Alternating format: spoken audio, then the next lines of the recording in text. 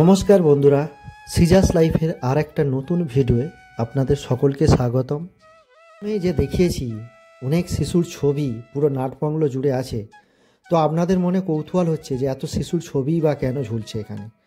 তারই পুরো ডিটেলসটা আজকে আমরা এই ভিডিওর মাধ্যমে জানবো। আপনারাও চাইলে আপনারা মানত করতে পারেন, আর মানত করার জন্য কিভাবে আসবেন এই মন্দিরে, আর মন্দির কখন খোলা থাকে, আর মন্দিরটা কীভাবেই প্রতিষ্ঠিত হলো তার পুরো ডিটেলস আজকে আমরা এই ভিডিওর মাধ্যমে জানব।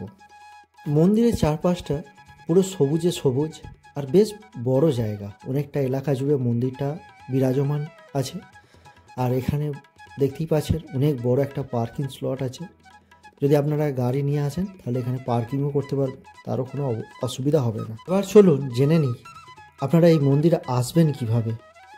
যদি আপনারা কলকাতা থেকে আসেন তাহলে কলকাতা থেকে ডাইরেক্ট ট্রেন ধরে আপনারা আসতে পারেন, যেটা আমতার লোকাল। ওই আমতার লোকাল ধরে আপনারা বরগাছিয়ায় নামতে পারেন। বরগাছিয়া থেকে টোটো বা অটো ধরে আপনারা চলে আসতে পারেন প্রসাদপুর। আর প্রসাদপুরই হচ্ছে বাবার এই মন্দির বিরাজমান। পাশে কথা বলতে বলতে আমি পেয়ে গেছি এই মন্দির প্রতিষ্ঠাতারই এক বংশধরকে।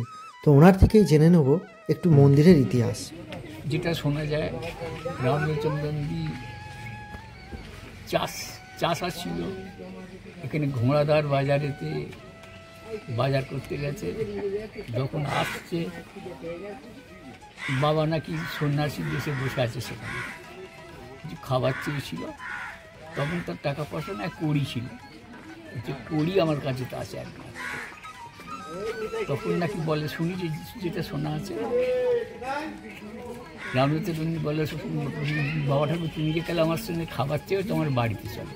আচ্ছা বলে ওই লোকটিকে এইখানে বাড়িতে ডেকে নিয়ে আসে। আচ্ছা, নিয়ে এসে এখানে গিরিবালা, ওনার স্ত্রীর নাম গিরিবালা ছিল। আচ্ছা, গিরিবালাকে বলতে, দেখো তাকে এনেছি, দেখো এক সন্ন্যাসী।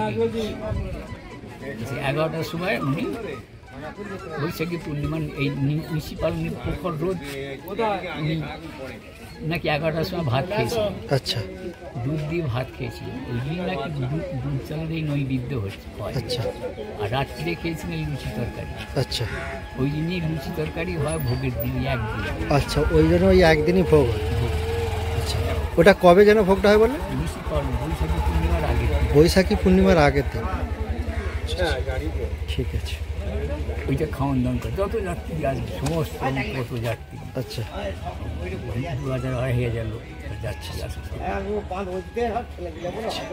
ঠিক আছে, এইটা যেটা শোনা আছে বলছে, আমার যেটা জানা আছে। ঠিক আছে। এইভাবে বাবার মন্দিরের প্রতিষ্ঠা। তারপর না শুনেছি হয়ে গেছে 7-8 পুরুষ।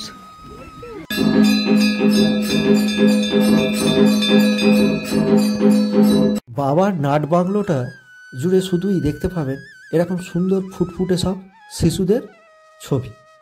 সত্যি অসাধারণ, খুব সুন্দর লাগছে।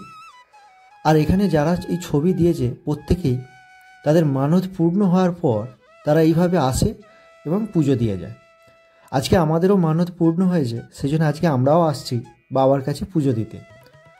তো আপনারাও চাইলে বাবার কাছে এসে মানত করতে পারেন। তবে আমি একটা কথা বলতে পারি, বাবা পঞ্চানন অব্যর্থ। বাবা পঞ্চানন কোনো দিন কাউকে খালি হাতে ফেরায় না। যদি আপনারা একনিষ্ঠভাবে বাবার কাছে মানত করেন তাহলে আমি বলবো আপনাদের সেই মানত অবশ্যই সফল হবে।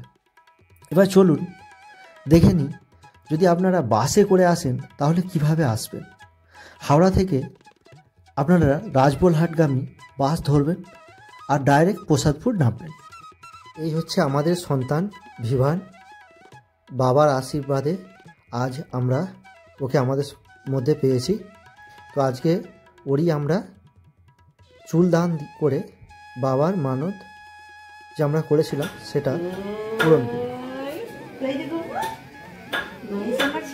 হলো বাবা পঞ্চাননের ঢোকার মেন গেট।